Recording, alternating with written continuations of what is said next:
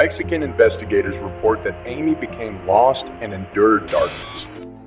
Authorities are developing new guidelines with Ransomnote as we speak.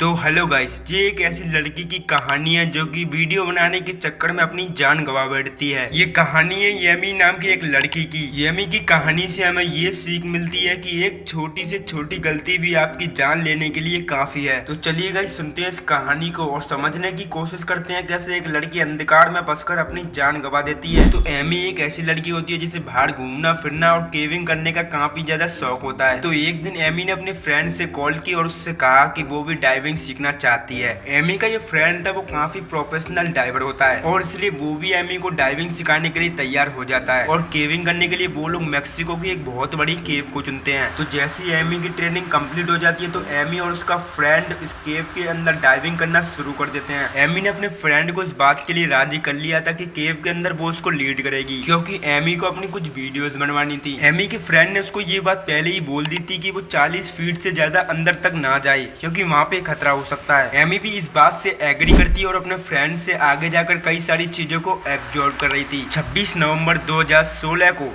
11:26 पर उन्होंने diving शुरू की थी। यहाँ तक सब कुछ सही चलता है, दोनों मजे से डाइविंग कर रहे होते हैं और यहाँ पे डाइविंग करते करते उन लोगों को 25 मिनट तक हो चुकी थी। तभी एमी का फ्रेंड उसको कुछ दिखाता है जो कि पानी के अंदर की नेचुरल लाइट होती है, जो कि बहुत ही ज्यादा खूबसूरत लग रही थी। दोनों वहाँ जाने का डिसाइड करते हैं क्योंकि उन दोनों को वहाँ जाकर वीडियो बनानी थी। लेकिन उससे पहले एमी का फ्रेंड ये चेक करता है कहीं वो जगह 40 फीट से ज्यादा गहराई में तो नहीं है, और इसके साथ ही साथ वहाँ के एयर प्रेशर को भी चेक करता है। सभी चीजें सही होने के बाद एमी का फ्रेंड उसको एक ग्रीन सिग्नल दे देता है। लेकिन एमी को क्या पता था इस ग्रीन सिग्नल के चक्कर में उसको अपनी जान से हाथ धोना पड़ेगा। उसके बाद फिर वो दोनों आगे बढ़ते हैं। आगे आने के बाद उन लोगों को दो रास्ते दिखाई देते हैं। पहला रास्ता वो था जहाँ पे टूरिस्ट आते जाते रहते हैं और दूसरा रास्ता वो था जहाँ पे सभी लोग आने से अवॉइड करते हैं। उसके बाद वो दोनों बिना डरे उसी रास्ते के अंदर चले जाते हैं और वहाँ आने के बाद वो लोग लगभग पागल ही हो जाते हैं, क्योंकि यहाँ आने पर उनको इतनी ब्यूटीफुल जगह दिखती है जो कि उन्होंने पहले कभी नहीं देखी थी। उसके बाद एमी अपने फ्रेंड से इसकी वीडियो बनाने को कहती है। उसके बाद एमी का फ्रेंड अपने सूट में लगी लाइट को बंद कर देता है ताकि नेचुरल लाइट ही उसके कैमरे में कैद हो। वीडियोस बन जाने के बाद वो दोनों और आगे चलते जाते हैं, लेकिन यहाँ पे एमी का जो फ्रेंड होता है वो लाइट को वापस ऑन करना भूल जाता है। आगे जाते जाते एमी को दो रास्ते दिखाई पड़ते हैं। एमी को डाइविंग का बिल्कुल भी एक्सपीरियंस नहीं होता, इसलिए उसको समझ में नहीं आ रहा होता है कि आखिर वो कौन से रास्ते के अंदर जाए। एमी पीछे घूमने का ट्राई करती है लेकिन उसको कुछ भी नहीं दिखता, क्योंकि केव के चारों तरफ बहुत ही ज्यादा अंधेरा था और इसमें हम मुंह से कुछ भी बोल भी नहीं सकते।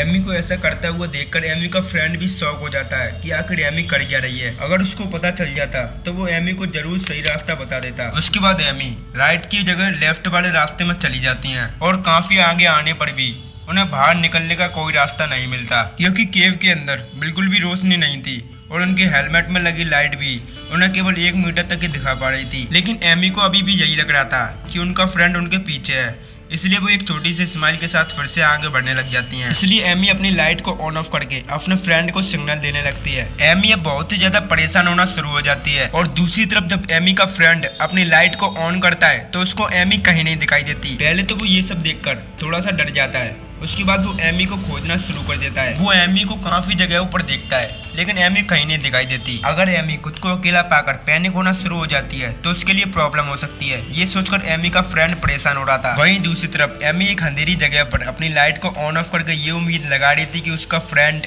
उसको बचाने के लिए जरूर आएगा। लेकिन एमी के फ्रेंड को ये लगता है कि शायद एमी केव से बाहर चली गई है। ये सोचकर वो भी केव से बाहर आ जाता है, लेकिन बाहर आने के बाद उसको एमी कहीं नहीं दिखती। ये सब देखकर वो बहुत ही ज्यादा घबरा जाता है और उसका ऑक्सीजन सिलेंडर भी खत्म होने पर आ चुका था। इसलिए वो अपने साथ 1 से 2 घंटे बाद ऑक्सीजन सिलेंडर को लेकर आता है। उसे ये लग रहा था कि वो अकेले एमी को बचा लेगा, इसलिए वो वापस से एमी को खोजने में लग जाता है। उसके एक्सपीरियंस के हिसाब से एक ऑक्सीजन सिलेंडर 2 से 2.5 घंटे में खत्म हो जाता है, लेकिन एमी को तो इससे ज्यादा टाइम हो चुका था। लेकिन ज्यादा नेगेटिव ना सोचते हुए वो एमी को बचाने की पूरी कोशिश करता है। उसके बाद उसको पानी के अंदर एक अजीब सी चीज दिखाई पड़ती है और वो चीज कुछ और नहीं बल्कि एमी की डेड बॉडी थी। एमी के मुंह में से उसका ऑक्सीजन पाइप भी निकला हुआ था। उसके बाद वो अपना ऑक्सीजन पाइप एमी के मुंह में लगा देता है ताकि उसको सांस मिलना शुरू हो सके, लेकिन जब तक बहुत देर हो चुकी थी। उसके बाद वो जैसे तैसे करके एमी की बॉडी को केव से बाहर लेकर आता है, जहाँ उसे पता चलता है कि एमी की तो डेथ हो चुकी है। उसके बाद इस केव के अंदर कई न्यू रूल्स बनाए गए ताकि किसी भी डाइवर्स की ऐसे जान ना जाए।